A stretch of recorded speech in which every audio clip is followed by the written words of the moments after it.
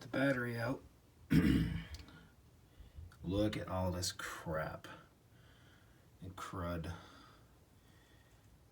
I mean, it's like half-inch thick in some places. Look back there. Nasty.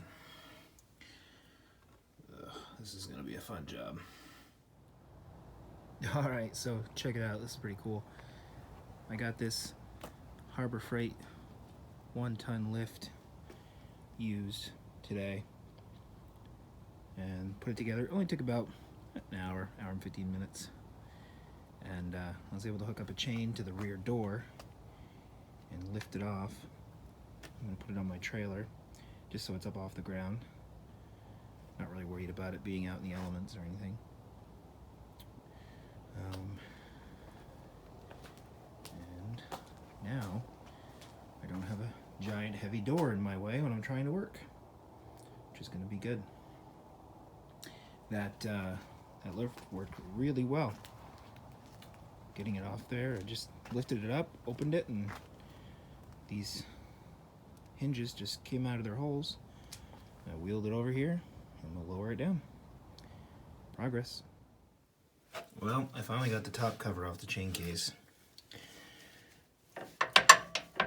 That seemed like a little bit of slack on those. Seems like those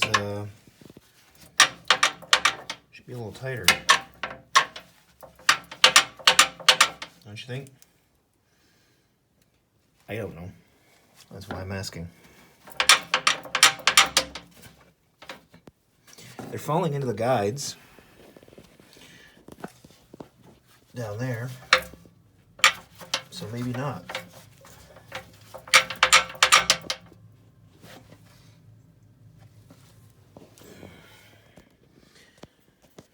Well, let's see what this chain case looks like.